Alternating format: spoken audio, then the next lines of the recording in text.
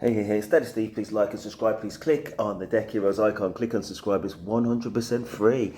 Blood in, blood out. And don't forget to click on the Deck Heroes icon. Click on notifications so you don't miss any amazing content. First viewing of this video, nearly 200,000 views in a couple of days.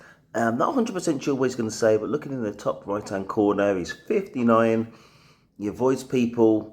Here's the reason why. We're going back to the core type of video which this channel is based on. So you have to let me know if you prefer this type of channel or the dating side of things or the politics side of things or the fitness side of things. I like everything. You know what I mean? I like a mixed bag, but let me know. Let's go. I just retired a couple months ago at the age of 59, and one of the big surprises to me is, candidly, I'm kind of avoiding people.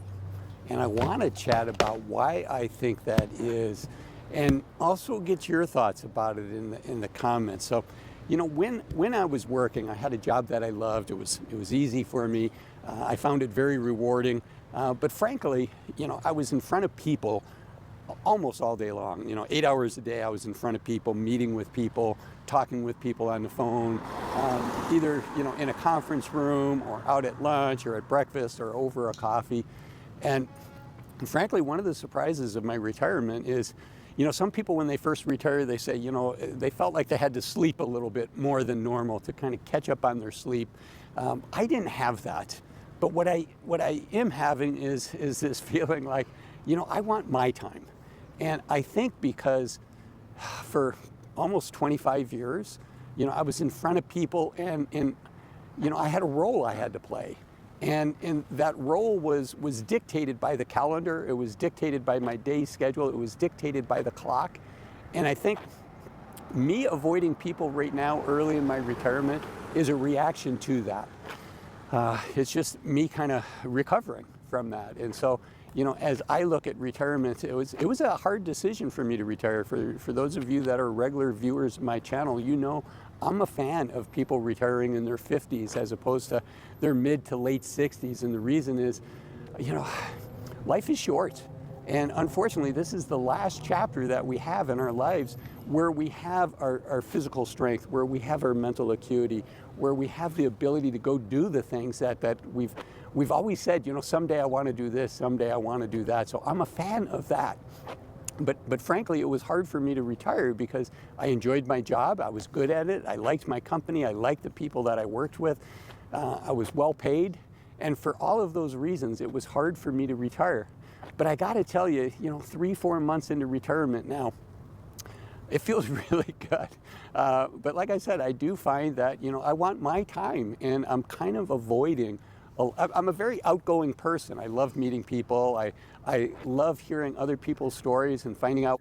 Listen, I'm going to jump in there. I think there's a little bit of repetition here, but I think just to summarize, he's 59, he's retired, he enjoyed his job, he was well paid, but I think he's a little bit surprised because on one hand he had the role, he's governed by his schedule and he's against the clock. Of course he's working, you know what I mean? There's a certain amount of hours where you've got certain responsibilities connected to employment. You rule your life around that, and all of a sudden that responsibility's gone and you don't have to get up anymore. But now he's kind of reflecting on having spent all that time with people. Is it normal to got my own space now? Yeah, well, let's see what else he's got to say. What motivates them and what their goals are, and you know, maybe if I can be helpful in that. I love being able to talk to them about that. But I'm kind of finding right now I kind of need my me time, and this, frankly, my YouTube channel is my way of kind of giving back and being part of society in a more meaningful way. But outside of my YouTube channel and outside of my immediate family, I'm finding I want my time. You know, there's 168 hours in a week. And when I was working, obviously I didn't get all 168 hours a week, right? I had to give my company 40, 50 hours a week of that, plus probably toss on another 10 hours just getting ready for work and coming back. So of that 168 hours, you know, I lost 50 of those, so now I'm down to 118, and then you sleep, let's say, another 60, and that leaves you about 60 hours a week. And, you know, one of my big takeaways, not just the surprise that I've shared with you, that I'm not as active meeting people and frankly kind of avoiding people, but outside of that, my big surprise is I want all of these 168 hours a week. I want them all. I want to be able to do what I want to do when I want to do it. And I didn't fully appreciate that when I was working. It was just how enjoyable it is to have control of the full 168 hours a week, as opposed to giving up, roughly half of the waking time to my company and to the goals of my company, even though I was on board with those goals. I enjoyed those goals. I enjoy, it was kind of a part of my purpose, right, is trying to achieve things and helping the company achieve their goals. But yeah, I've really, really enjoyed having control of the full 168 hours as opposed to having to share those. And I'm curious, from your standpoint, if you've retired, what are the changes that you have seen? Again, for me, it's that I tend to enjoy my me time right now. I think that's just a temporary thing. I do have clients, I have friends that have retired, and oftentimes, they say that they needed to sleep more for the first 6 months of retirement. Oftentimes there's people that have put off being able to travel, being able to do other big adventures, and so they're focusing on that early on. And so I think my situation is similar to that. And I think it's normal, and I think it's healthy. Having been a financial advisor for over 20 years, I think it's important that we hit the ground running. As I record this, I'm literally just back in the United States, a little over 24 hours. I spent a month in Guatemala. You also saw that I was in New York City for half a month before that. So, I've been gone for a month and a half, either in New York City or in Guatemala, just doing some adventures that I've always wanted to do. I've always enjoyed New York City. My wife says she'd divorce me if I asked her to move to New York City, and I wouldn't do that, but I think it would be fun to live in New York City for a year or 2 years, and so I had a chance to go there for half a month. And I'm glad I did that. I really enjoyed it. It was a nice time of year to be in New York City. So I think it's important for all of us to hit the ground running. None of us know how long we're gonna have right now. I'm healthy. Right now I'm fit. Right now I think I'm all there. I have my full mental acuity. So it's important we do that. And it's also important, and this is super hard, that we transition from being a saver into being a spender. And that's hard for me. That's hard for anybody to transition into.